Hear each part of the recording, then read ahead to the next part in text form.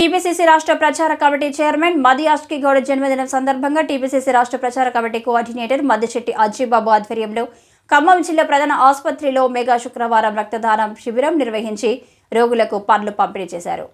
ఈ సందర్భంగా మద్దిశెట్టి అజ్జయ్బాబు మాట్లాడుతూ మధు యాష్కి గౌడ్ మీద ఉన్న అభిమానంతో చాలా మంది యువత స్వచ్ఛందంగా వచ్చి రక్తదానం చేయడం జరిగిందని, మధు యాష్కి మంచి మనసున్న వ్యక్తి అని, ఆపదలో ఉండి అన్నా అని పిలవగానే హక్కును చేర్చుకునే గొప్ప మనసున్నవాడని అన్నారు.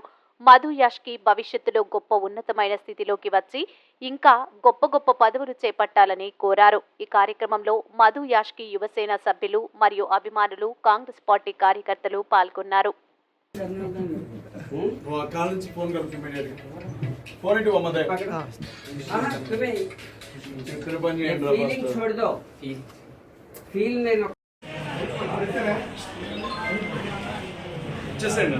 ఇంకా త్వరగా ఇచ్చేసాను. ఏం కాదు, ఇక్కడ ఇచ్చేసానా? క్లోజ్ అయిపోయినా? రండి ప్లీజ్. ఈ అగ్గ మనం అది చెల్లికును అమ్మకి ఉంది.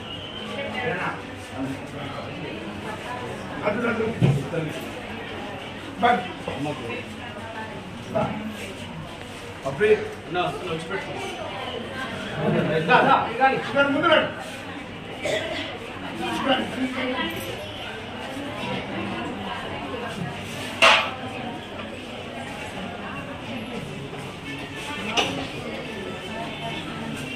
ఈరోజు తెలంగాణ ప్రదేశ్ కాంగ్రెస్ కమిటీ రాష్ట్ర ప్రచార కమిటీ చైర్మన్ మధు యాష్కి గౌడ్ గారి పుట్టినరోజు.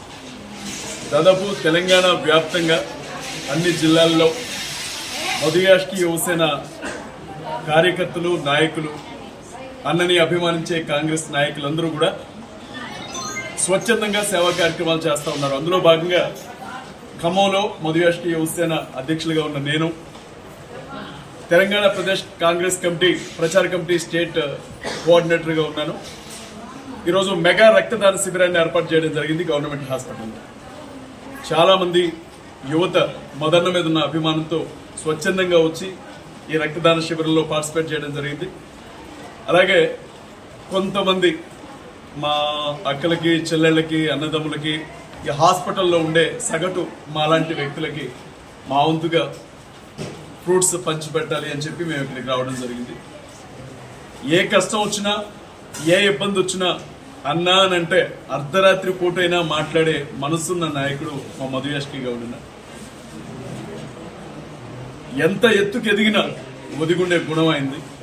అహంకారం కానీ గర్వం కానీ ఏమాత్రం ఉండదు.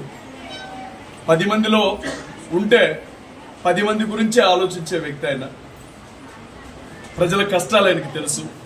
ఈరోజు కాంగ్రెస్ పార్టీని అధికారంలోకి తీసుకొచ్చే విషయంలో కీలక పాత్ర పోషించినటువంటి వ్యక్తి. అధిష్టానానికి రాహుల్ గాంధీ గారికి అత్యంత ప్రియమైనటువంటి వ్యక్తి మధు యాష్కి గౌడ్ గారు.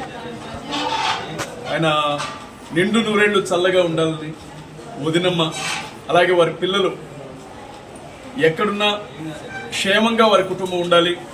ఈ ప్రభుత్వంలో అన్నయ్య ఉన్నతమైనటువంటి స్థానంలో ఉండాలి, పార్టీలో కూడా ఉన్నతమైనటువంటి పదవిని చేపట్టాలని ఆశిస్తూ ఈరోజు ఈ ఖమ్మం గవర్నమెంట్ హాస్పిటల్లో రక్తదాన శిబిరాన్ని నిర్వహించారు.